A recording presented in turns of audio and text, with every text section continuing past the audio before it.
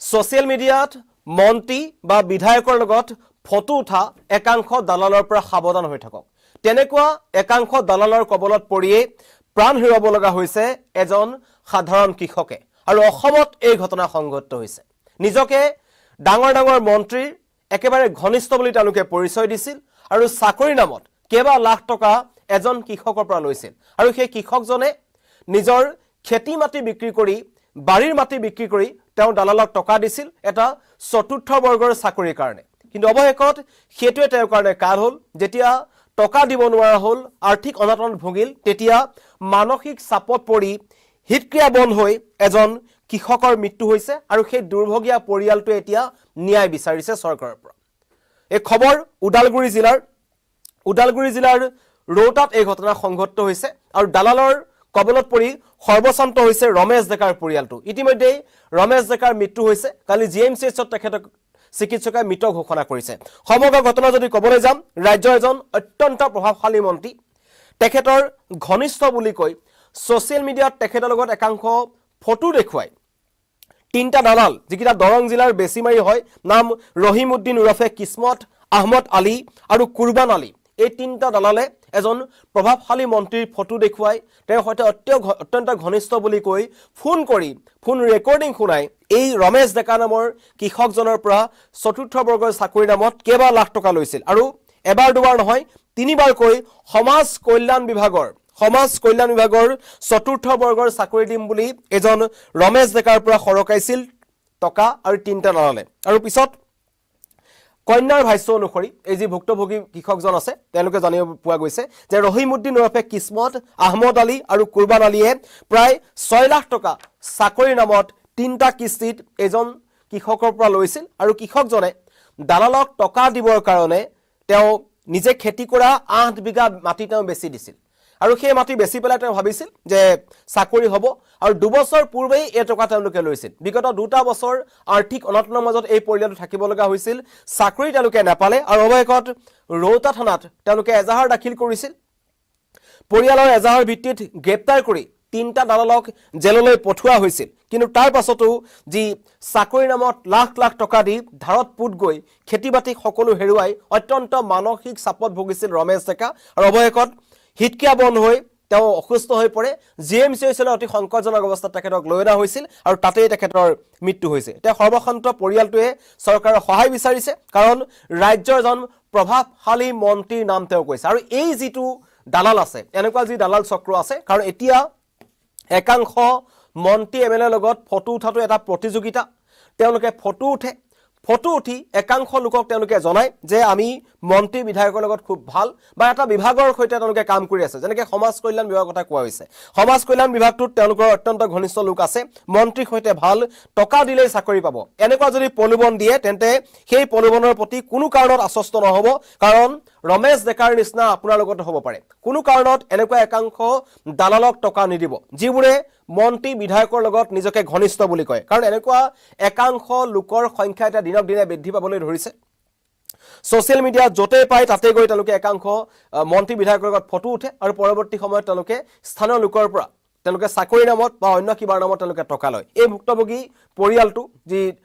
ওদালগুৰি জিলাৰ ৰৌতাৰ যি ৰমেশ ডেকাৰ পৰিয়ালটো আছে, পৰিয়ালটো এতিয়া শোকৰ ছাঁ পৰিছে। কাৰণ তেওঁলোকে মাটি, ভেটি, টকা সকলো হেৰুৱাব লগা হৈছে। আটাইতকৈ দুখৰ কথা যে শেষত তেওঁলোকে ৰমেশ ডেকাকো হেৰুৱাব লগা হৈছে, যি পৰিয়াল পোহপাল দিছিল, খেতি কৰিছিল, নিজেই গোটেই পৰিয়ালটো চলাই লৈ গৈছিল। কিন্তু 2 বছৰ আগতে এই যি তিনিটা দালাল, মই পুনৰবাৰ নামকেইটা ক'ব বিচাৰিছোঁ,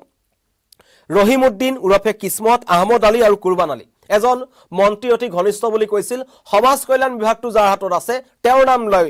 এই দালালকেইটাই আচলতে এই এটা বেহু পেলাইছিল, চক্ৰ তেওঁলোকে যি জাল পেলাইছিল। আৰু বহু লোকৰ পৰা তেওঁলোকে এনেকুৱা ধৰণৰ ধন তেওঁলোকে সৰকাইছে। কেৱল ৰৌতা ওদালগুৰি বুলি নহয়, ৰাজ্যৰ বিভিন্ন প্ৰান্তত এনে একাংশ দালাল আছে, যিসকল দালালে একাংশ মন্ত্ৰীৰ নামত তেওঁলোকে এতিয়াও টকা সৰকাই আছে বা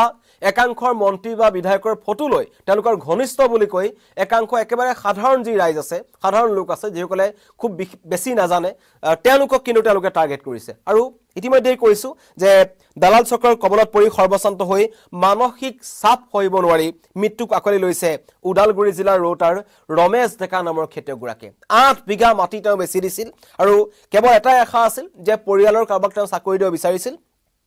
কিন্তু হেতু কৰবাত নহয় কৰবাত সম্পূৰ্ণ নহল আৰু তেওঁলোকে ৰৌতা থানাত যেতিয়া এজাহাৰ দিছিল এজাহাৰ ভিত্তিত তেওঁক গ্ৰেপ্তাৰ কৰা হৈছিল তিনিটা দলক আৰু ইতিমধ্যে এই দুৰ্ভগীয়া যি ৰমেশ ডেকা আছে তেখেতৰ কন্যাৰ মন্তব্য আহিছে মই শুনাই ল'ব বিচাৰিছো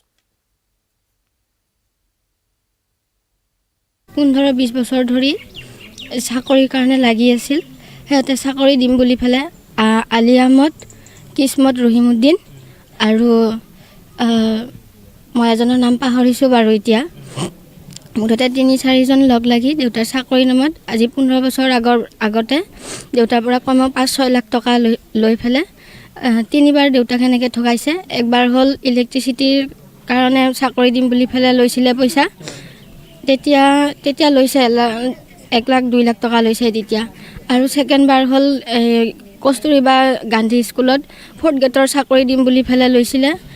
আৰু থাৰ্ড বাৰ হ'ল সোশ্যাল ওয়েলফেয়াৰ বুলে কিবা প্ৰজেক্ট আনিব সেইটো বাবে দেউতাই বিশ্বাস কৰি সিহঁতক মানে মাটি 5-6 বিঘা বিক্ৰী কৰি সিহঁতক টকা দিছে এটো 2011 বা 2010 ইমান মান হ'ব সৰ্বমুঠ এতিয়া 5-6 লাখৰ বৰে বুলি ক'ব পাৰি কাৰণ নিজে নাখাই পেলে দেউতাই সিহঁতক দিছে আজি নিজৰ পৰিয়ালটো নাখাই পেলে দেউতাই সিহঁতক বিশ্বাস কৰি পইচা দি আছে মাটি বিক্ৰী কৰি পেলে দেউতাই পইচা দিছে যোৱা পৰহি তেওঁ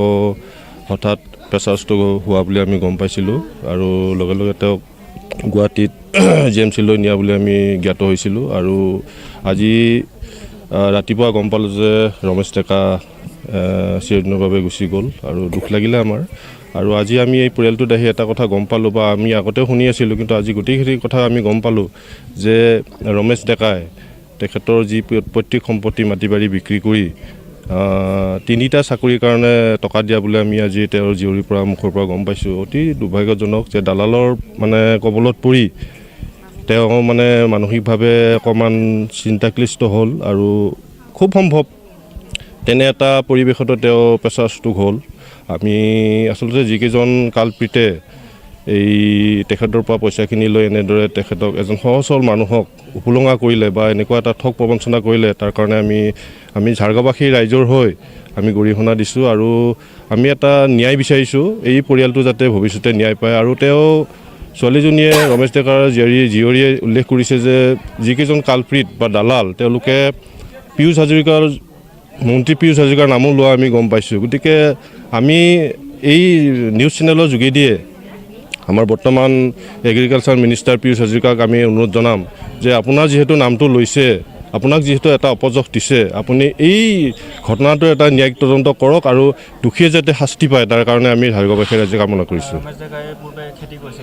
আমি জানো ৰমেশ গতিকে হয় তেওঁ পূৰ্বতে গোটেই ঘৰখনৰ যেতিয়া তেওঁলোকে যৌথ পৰিয়াল হিচাপে আছিলে তেওঁ খেতিয়ক আছিল আমি জানো আৰু খেতি বাতি কৰি তেওঁ পৰিয়ালটো পোহপাল দিছিল আৰু তেওঁৰ ককাই ভাই বা তেওঁৰ আত্মীয় যিখিনি আছিলে সহোদৰ ভাই গোটেইখিনিকে তেওঁ পঢ়া শুনা কৰাৰ ক্ষেত্ৰত যথেষ্ট অৱদান তেওঁৰ আছে ঘৰখনৰ খেতি কৰি গতিকে তেখেতৰ এগৰাকী ভাতৃ এতিয়া বৰচলা হাই ছেকেণ্ডেৰী অধ্যক্ষ হিচাপে কাম কৰি আছে গতিকে তেওঁৰ অৱদান যথেষ্ট আছে ঘৰখনত গতিকে তেনে এগৰাকী ব্যক্তিক হেৰুৱাই আমি আচলতে যথেষ্ট মৰ্মাহত হৈছোঁ ঝাৰগাঁওবাসী ৰাইজ তেখেতৰ বৰ্তমান যিখিনি মাটি বাৰী আছিল তেওঁৰ ভেটিটোৰ বাহিৰে এতিয়া বৰ্তমান তেনেকৈ খেতি কৰিব পৰা মানে মাটি নাই দালালক পইচা বিক্ৰী কৰি পইচা দিলে গতিকে সেইটোৱে কৈছোঁ আমি এটা ন্যায় যাতে পৰিয়ালটোৱে পায় তাকে কামনা কৰিছোঁ ধন্যবাদ পৰিয়ালৰ মন্তব্য শুনিলে কেনেকৈ 3টা দালালে 3বাৰকৈ তেখেতক ঠগিছিল চাকৰি নামত ঠগিছিল আৰু এজন খুব প্ৰভাৱশালী মন্ত্ৰীৰ নাম তেওঁলোকে ব্যৱহাৰ কৰিছিল আৰু সেই মন্ত্ৰীজনৰ সৈতে বাৰম্বাৰ তেওঁলোকে সোশ্যাল মিডিয়াত ফটো দিছিল আৰু তেনেকুৱা চক্ৰৰ পৰা এতিয়া সাৱধান হৈ থাকক কাৰণ এতিয়া একাংশ দালাল আছে যিসকলে মন্ত্ৰী বিধায়কৰ নাম লৈ মন্ত্ৰী বিধায়কৰ লগত সুযোগ পালে ছ'চিয়েল মিডিয়াত তেওঁলোকে ফটো আপলোড কৰে আৰু নিজকে খুব ঘনিষ্ঠ বুলি তেওঁলোকে জহাই ফুৰে আৰু তেনেকুৱা মন্ত্ৰীৰ যিবোৰ বিভাগ আছে মন্ত্ৰীৰ দায়িত্বত থকা বিভাগবোৰত বিভিন্ন ধৰণৰ চাকৰি দিম বুলি তেওঁলোকে প্ৰলোভন দিয়ে যিদৰে এজন ৰমেশ ডেকাক দিছিল এবাৰ দুবাৰ নহয় তিনিবাৰকৈ তেখেতক চাকৰি প্ৰলোভন দিয়া হৈছিল এবাৰ স্কুলত চতুৰ্থ বৰ্গৰ চাকৰি দিয়া কথা কৈছিল শেষৰবাৰ সমাজ কল্যাণ বিভাগত চাকৰি দিম বুলি কৈছিল আৰু তেওঁ সেই চাকৰিৰ লোভতেই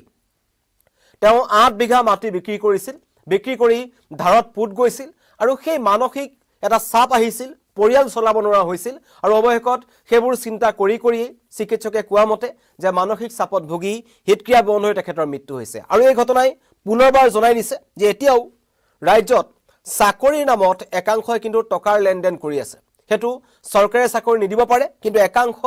লোক আছে একাংশ দালাল আছে যিসকলে এতিয়াও একাংশ লোকক টাৰ্গেট কৰিছে সাধাৰণ লোকসকলক টাৰ্গেট কৰিছে কেনেকে পাৰে জুনে যেনেকে পাৰে একাংশ টকা লবলৈ চেষ্টা কৰি আছে এজন ৰমেশ ডেকাৰ দৰে কাৰো লগত নহক কিন্তু এই পৰিয়ালটো এতিয়া ন্যায় বিচাৰিছে আৰু সকলোকে সাৱধান হৈ থাকিবলৈ অনুৰোধ কৰিছো আহ্বান জনাইছো কাৰণ এনেকুৱা একাংশ দালালৰ এতিয়া ক্ৰমাৎ সংখ্যা বৃদ্ধি পাবলৈ ধৰিছে তেওঁলোকে একাংশ মন্ত্ৰী বিধায়কৰ লগত ফটি উঠি লাখ লাখ টকা খৰকাই নিছে যাৰ ফলত বহু লোকৰ এতিয়া হাহাকাৰ অৱস্থা হৈছে বহু পৰিয়াল সৰ্বশান্ত হৈছে আৰু ৰমেশ ডেকাৰ দৰে বহু লোকৰ প্ৰাণো গৈছে ধন্যবাদ